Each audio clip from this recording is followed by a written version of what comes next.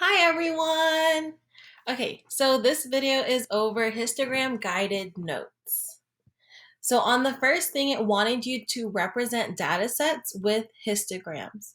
So you have three different actual learning targets for this. So the first one, it wants you to display data in a histogram.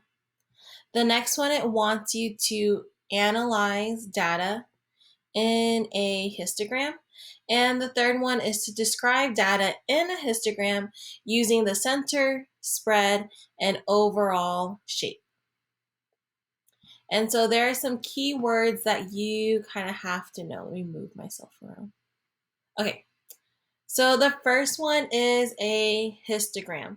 So a histogram is a visual representation of a frequency table in which the height of the bars correspond to their higher frequencies. So histogram is just a visual representation of a frequency chart. All right, the next one is distribution, and it's matching up with the letter C. So it says the pattern formed by the way in which data values are grouped around a central value. So distribution is talking about if it's symmetrical or if it's skewed left or skewed right. And the next one we have is intervals. And so intervals are the values found between two given numbers. So an example of an interval is 1 through 5. That's an interval. And then the last one is frequency. And frequency is the number of times a specific item occurs in a data set. So frequency is how many times does it occur. Okay, I need to move myself.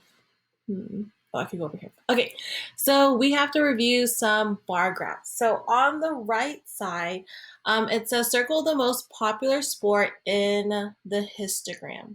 Okay, well, this is actually a bar graph because the bars are not touching. So how many sports are shown on the graph below?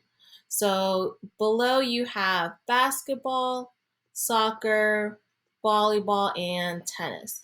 So that's a total of 4 different sports. Okay, and then it says which sport is the most popular. Okay, so you're looking for the most popular. That's going to be the tallest bar. So you have soccer. And so soccer is the most popular sport. And then finally, it says how many students said the tennis was their favorite sport. So if you looked at it, here's tennis. And then they drew a line going all the way to the right, and that's 30. So there was a total of 30 students whose favorite sport was tennis. Okay. Next thing, we're going to compare bar graphs versus histograms. Okay, so in a bar graphs are separated into different categories. So in the example here, it's talking about, like preteens, teenagers, and adults. But then a histogram is divided into equal intervals. Let me see if you guys can see my mouse. Hi, cursor will not move. My clicks. Focus mouse. Okay, so equal intervals. So right here are the intervals. So 5 to 9, 10 to 14, and so on. So the interval here, it's counting by, it's separated into 4. So like 5 to 9, that's 4 spaces. 10 to 14, that's 4 spaces. And then, so different characteristics of bar graphs here. It's to organize data by categories. So bar graphs have those categories here. And then the frequency is the height of each bar. So frequency for bar graphs and histograms are the same. It's the height. And then the categories for bar graphs, those could be rearranged. So there's not an order for like preteen, teenager, and then adult. You could have the bars to be adult, preteen, then teenager.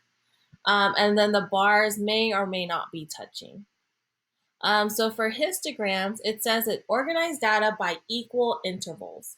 And so we already talked about that earlier. We talked about frequency. So how tall like a bar is, that's the frequency. So say like this bar is 5, then there'll be like the frequency of 5.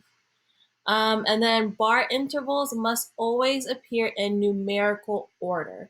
So like down here on the bottom, I wonder if you can see my mouse.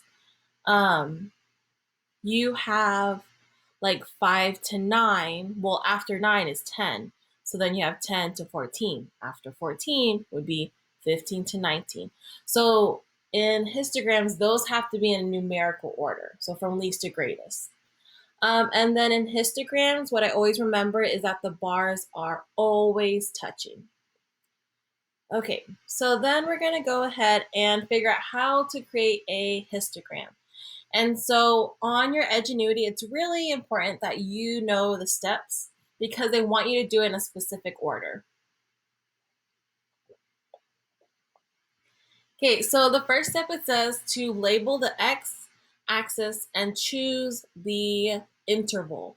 So on the x-axis, that's the one that goes left to right. It's horizontal. Those are where you put your intervals. So like 1 to 5, 6 to 10. Does that make sense? Okay, and then it says to calculate the frequency for each interval. So if I asked the question like, how many pets do people have? And I have the interval of 1 to 3, and 5 people have pets from 1 to 3. Like that's how many pets they have in their house. Then that's the frequency. How often does it occur? And then the next thing is to label the y-axis and determine the scale. So your y-axis is the one that goes up and down, and then your x goes left to right. So this is your x, and then this is your y. All right, and then you're going to create the, oh, I forgot something. You're going to create the bars. So right here, it should say bars.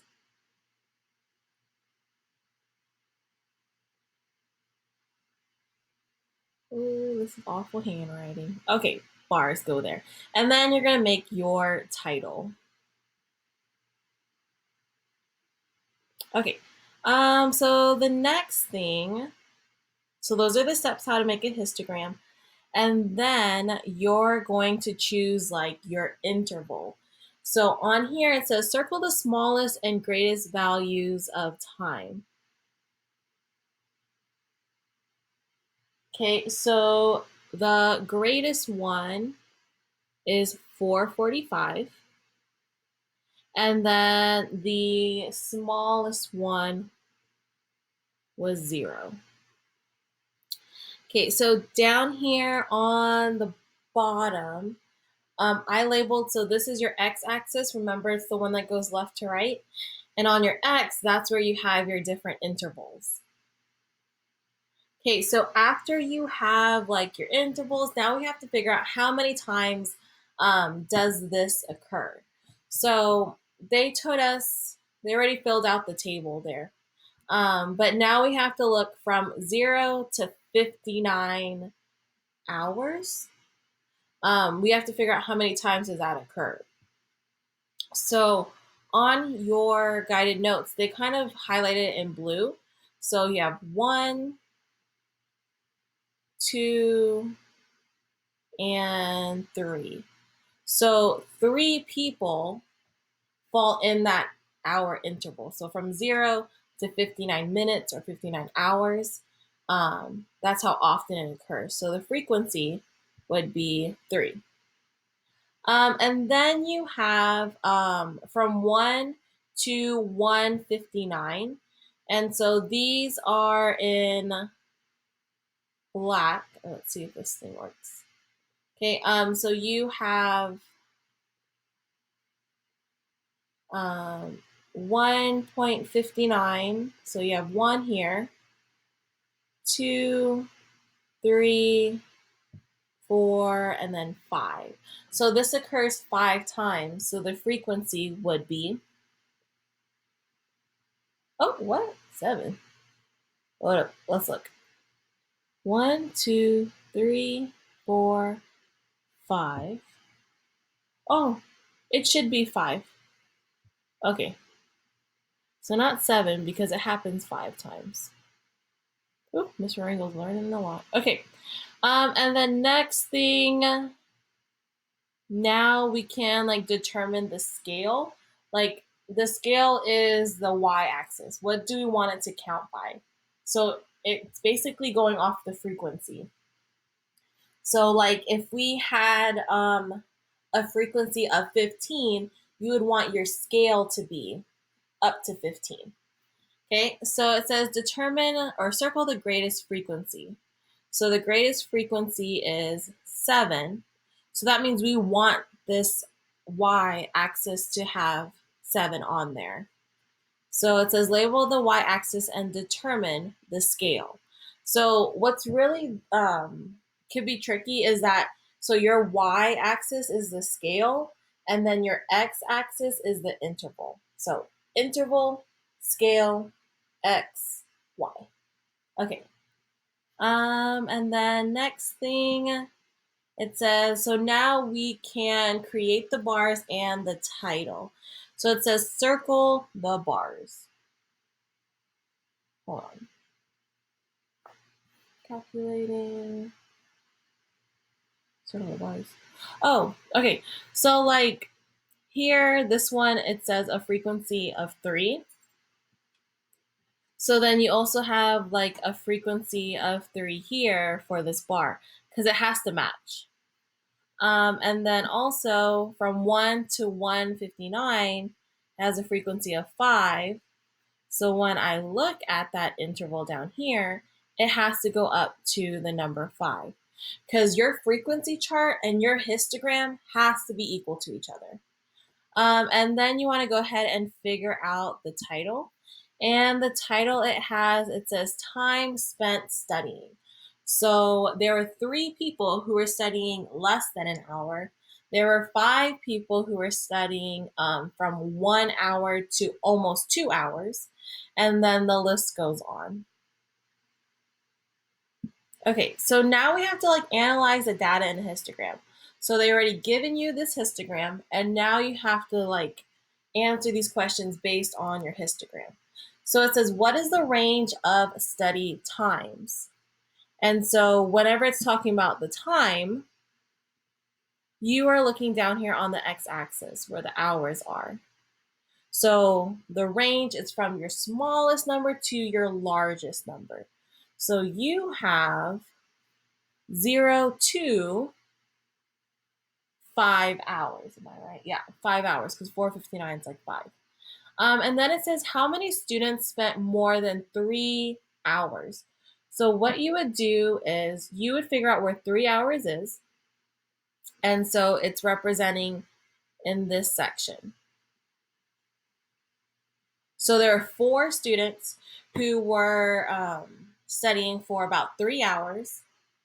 And then there was 1 student who was studying for more than 3 hours. So you would add 4 plus 1, and they got a total of 5 students. And then that last one, it says how many students were surveyed about study time? How many students were surveyed about study time? So all those people on your histogram, that represents how many people were surveyed. So to figure out the total, you would add all of those up. So 3 plus 5 plus 7 plus 4 plus 1, and we get 20. Okay, and then also we have to describe some data in the histogram. And so ways that we're going to describe the histogram is talking about the peak, different clusters, if there's any gaps. And then we have to understand like what those represent. Okay, so here it's saying that the peak is from 6 to 6:59. So they're talking about coffee shops. So from 6 to 6:59 is like one of their busiest times in the morning. If I wanted to figure out how busy they are in the afternoon, I could look at this other peak here, and it's represented from 1 to 1:59 as the busiest time. And so this kind of reminds me on Google whenever I want to go to like a certain restaurant. Google kind of tracks how often people go and what time. And so Google actually has a histogram, and I'm probably going to share that later. And then next thing is that here is your gap. So a gap is still important because that represents a zero frequency. So there wasn't anyone there from 9 a.m. almost all the way to noon. So that's what that's showing. And then last thing it says, the clusters in the histogram tells us that the coffee shop has two busy times when the shop has lots of customers or a higher frequency of customers. So these clusters here, I'm going to go ahead and circle them if you don't see them. So here is one cluster. So that's where they get a lot of business. And then they get more business in the afternoon. But you can see that in a coffee shop, there's more traffic. There's more people there in the morning than in the afternoon based on this graph. And then I think this is the last one. Nope, we got two more things. So then we have to analyze this distribution. And so distribution is just talking about the spread. So from the smallest, so basically like your range. So it's how does this graph look? Is it symmetrical? So if I cut it in the middle, is it the same on both sides? Or is it skewed left? So skewed left, I was going to draw a picture. So skewed left has a tail to the left side and then it has a hump. Or you could have skewed right, where your tail is on the right side. So the top one here, this one is skewed left because the tail's on the left side. And the one on the bottom, this represents skewed right. Okay. Back to these notes. On this last one, it talks about traffic drive times. It says the data are evenly distributed, so this histogram is also symmetrical. And it looks different. So if I were to look at this first one, let me change the color. If I were to look at this first one, when I think of symmetrical, this is the graph that I think of. Because when I cut it in half, it's the same on both sides. And usually it's kind of like a peak. But this one towards the right, this is also symmetrical. And you have to really think of what symmetrical is. Symmetrical is if I cut something in half, it is the same on both sides. It's a mirror image. So like here, let's see if I could do this camera. So if I were to change the camera, it kind of flips it. So this is like a mirror image where it kind of just flips it. It's going to be the same. Okay, all right. And then the very last slide is talking about things that you need to know. So it says histograms compare frequency of data sets. The data are divided into equal intervals. So I'm just going to underline some keywords here. So histograms compare frequency. So how often something occurs. And also it's divided into equal intervals. So remember, intervals are on the x-axis. Frequency is shown by the height of each bar. That's also important. So frequency is talking about the height of the bar. So the higher the bar, the greater the frequency. The lower the bar, the smaller the frequency. And then things just to remember are the clusters, the peaks, and symmetry. So actually, we could use this example here. So the first one it's talking about cluster. So right here is our cluster from 2 all the way to 5. That's our cluster. And then our peak is the tallest bar. So right here is the peak from 4 to 5 hours. And then symmetry, if I were to draw along the top of it, and you see how the hump or the tail is actually on the left side. So the symmetry of it is skewed left. Actually, not the symmetry, because symmetry means that it's the same. It's actually, what do they call it? The distribution. My bad. Okay, so the distribution of that shape is skewed left because the tail is on the left side.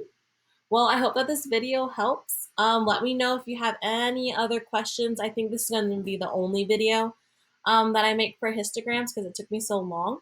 But if you need like another video to explain about how to make a histogram or how to describe histograms, I can make that. Well, good luck.